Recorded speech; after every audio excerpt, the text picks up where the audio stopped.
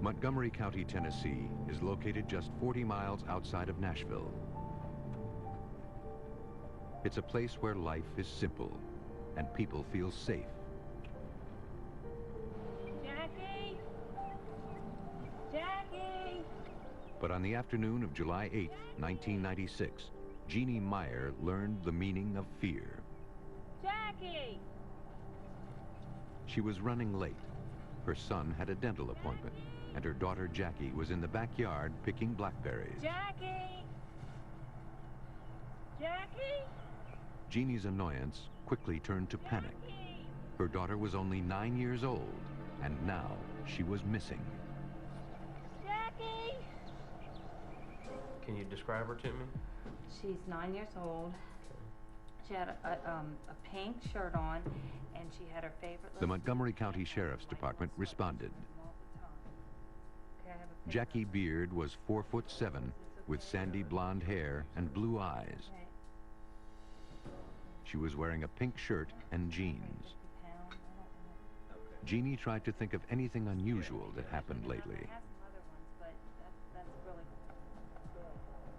She recalled seeing a stranger in the neighborhood. Hey, good kick. He was talking to Jackie and her friends. In the woods or in the playground? Hey, little girl. When you're playing around here, if you just look on the ground and if you see something, you know, about 6 keys on a ring. Oh, yes, ma'am. The man identified himself as Tommy Robertson, an undercover police officer. And I lost my keys out here. He said he'd lost his keys somewhere in the neighborhood. To see if I could find them, and I saw you. He wondered if the children had seen them. If they had seen them around anywhere. So your name is what again? Yeah, it's Tommy, ma'am. Tommy Robertson. And I appreciate it if y'all see my keys around here anywhere, just call the police department. Okay. All right? Thank you, ma'am. I appreciate it. Okay.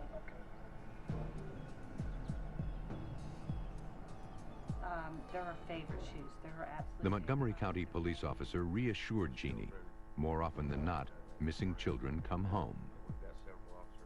In the meantime, they would do everything they could to find little Jackie. After a quick search of personnel records, investigator Billy Batson discovered there was no Tommy Robertson on the force. The optimism police felt now turned to concern, and every available officer was called in to find the missing girl.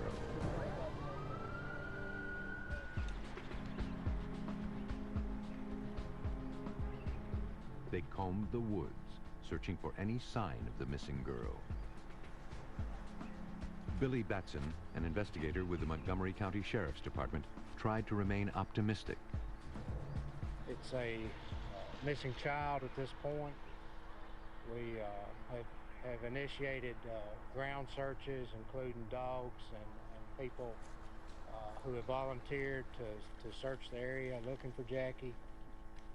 Certainly our hopes were high that we would find her and that she would be safe and close to home. Using the Myers house as their starting point, investigators fanned out. They searched the woods for hours. And with each passing hour, it seemed more likely that Jackie had been abducted.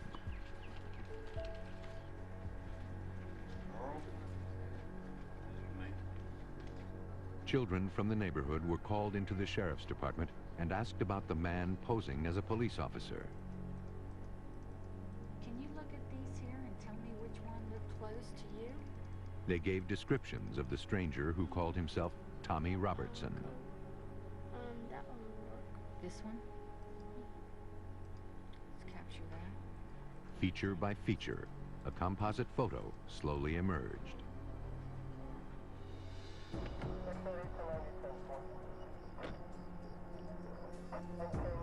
In Jackie's neighborhood, the ground search intensified.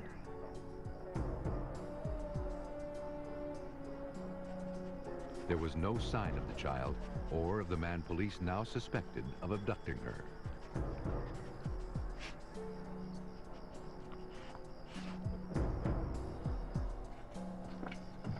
Police went door to door, hoping someone would provide them with any information regarding the little girl's whereabouts. Hi, yes. How you doing? I'm Detective Shot. This is Officer But nothing turned up. Investigators hoped media attention would bring them closer to finding Jackie and the stranger who police believed had taken her from her own backyard. The next day, after this information had been in the newspaper, we started receiving several phone calls about an individual named Glenn Rogers, who matched the description that was given in the paper, and that these people were concerned that he at least needed to be checked out. Investigator Batson ran a background check. William Glenn Rogers had a long list of felony convictions. Police were dispatched to bring Rogers in for questioning. Rogers claimed that although he was in the Myers neighborhood the day Jackie disappeared, he never saw her. He was only looking for his keys. Yes. Police didn't believe him, and the results of a polygraph examination confirmed their suspicions. No. It indicated he was lying.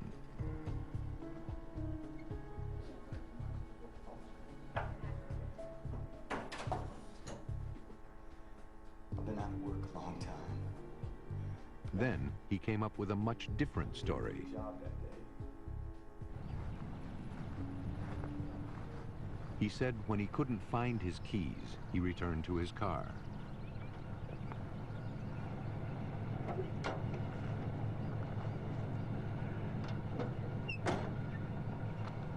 As he put the car in reverse, he felt a bump, as if he'd hit a tree. Instead, he said he accidentally ran over a little girl, killing her instantly. Rogers panicked.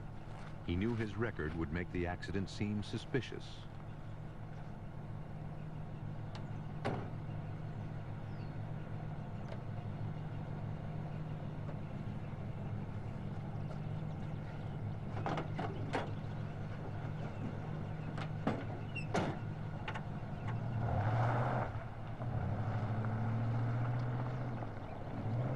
So he didn't know what to do. He got in the car and drove. He came to a bridge which goes over the Cumberland River, not far from that scene, and he got out of the car, went to the passenger side, got Jackie from the car, and threw her over the side of the bridge into the Cumberland River. Batson, along with Special Agent Brett Murray of the FBI, were more than a little skeptical. The interview right after the polygraph test, I did not believe. I did believe the fact that he was responsible for her disappearance, which he basically said he was, but the facts surrounding how she disappeared were not something that we believed. We knew there was more to the story. The key then was to try to find Jackie. Rogers was placed under arrest while investigators checked out his story. The Montgomery County Rescue Squad and surrounding county squads were dispatched to the Cumberland River. They searched for much-needed physical evidence if they hoped to disprove Rogers' story that Jackie's death was an accident. Despite an exhaustive search, investigators came away empty-handed. Investigators suspected Rogers was lying. Oh, yeah, let me call you back. They called his wife in for questioning. Detective Shot. Hi, Mrs. Rogers. She admitted that on the night of July 8th, her husband left the house for several hours. That's correct. He was about 3 hours late, actually. His wife remembered the incident because she was angry. He was so late. Rogers came home late that night.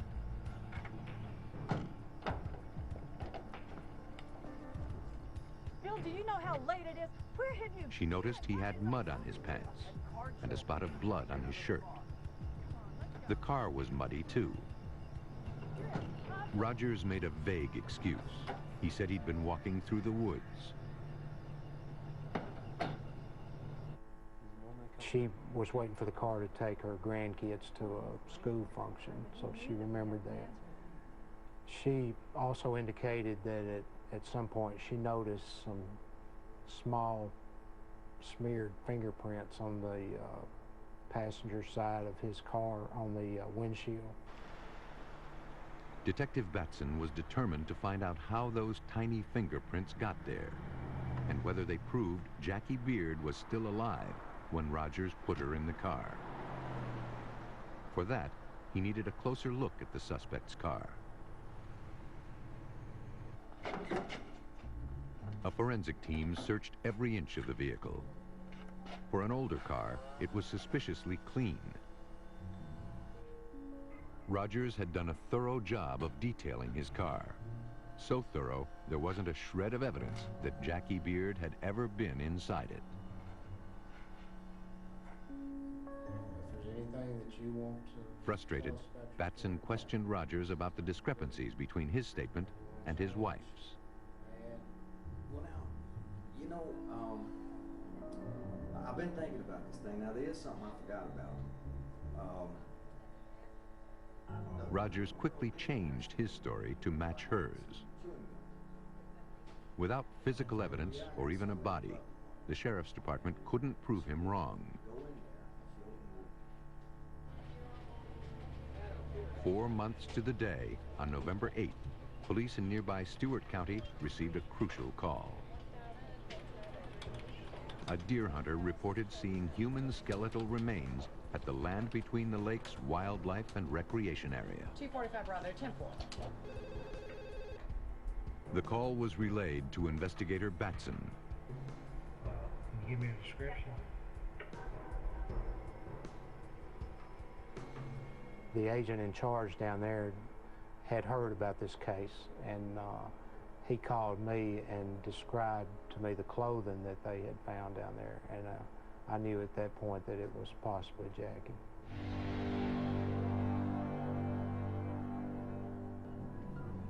In Montgomery County, Tennessee, 9-year-old Jackie Beard was picking blackberries in her backyard. Jackie! 10 minutes later, she disappeared. 4 months to the day, on November 8th, police in nearby Stewart County received a crucial call. A deer hunter reported seeing human skeletal remains at the Land Between the Lakes Wildlife and Recreation Area. 245 Bravo, 10-4. Investigators and canine units converged on the national park, along with agents of the Tennessee Bureau of Investigation. The combined team launched an intensive search to recover the remains. Investigators found a skull. Several strands of sandy blonde hair were still attached. Not far away, they discovered a clump of similar hair.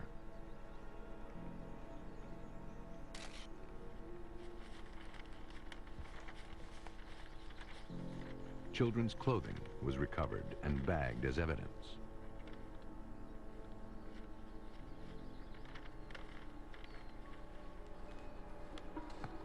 Dr. Murray Marks led a team of anthropologists from the University of Tennessee in a controlled search and recovery effort. A crime scene, a forensic scene, is like an archaeological site. There's only one chance to excavate it. The crime scene was in a rural area, heavily wooded, though all the leaves were down. Many times that makes the recovery a little bit more difficult. We found elements scattered in a pretty wide area. And then we systematically go through looking at, for one thing, different layers of leaves. We can tell the seasonality. If the bones are on top of the leaves, obviously, that's happened after they fell. If they're under the leaf or under 2 or 3 layers of leaves, we know how many seasons have gone by. The skeletal remains were under 1 or 2 layers of leaves, so we knew some time had passed. To learn more, Dr. Marks needed to analyze the skeletal remains. He returned to the forensic anthropology lab at the University of Tennessee in Knoxville. We knew that we had a subadult individual. Prior to 20 years of age, you can look at dental development and the way the long bones grow and how long they are. So you can make an assessment of age relatively easy. Sex is difficult to ascertain prior to puberty. The length of the long bones revealed that the victim was young, between the ages of 7 and 9. 271. We're going to be interested. Dr. Marks determined the remains were consistent with the little girls. Pre-20 years, we're going to look at dental development. The child had died 3 to 9 months ago, well within the time Jackie Beard disappeared. There was no evidence on the bone that told us anything about a cause or manner of death. Now, investigators could only hope to make a positive identification. We also did mitochondrial DNA, comparing the DNA of Jackie with her mother, and that was a match. Identifying the remains was an important step. But Batson was missing the physical evidence needed to link William Glenn Rogers to the death of Jackie Beard. Once again, science provided answers. When her clothing was collected, it was sent to the Tennessee Bureau of Investigation Crime Lab for further analysis. When they examined the clothing, they found some fibers on Jackie's clothing that they really couldn't identify. Fibers of this type were also found in Glenn Rogers' car. But they didn't match the car's carpet fibers. Forensic investigators went back to Rogers' house and collected fibers from his carpet. The carpet fibers matched those on Jackie's clothing. Rogers had tracked the fibers into his car. The match conclusively placed Jackie inside the suspect's car. Did you find your keys? Hey, little girl. Montgomery County investigators theorized that on July 8, 1996, Glenn Rogers lured 9-year-old Jackie into his car by posing as a trusted figure, a police officer. He then drove to a secluded spot where he raped and killed her. He later hid her body in a secluded area in Land Between the Lakes National Recreation Area.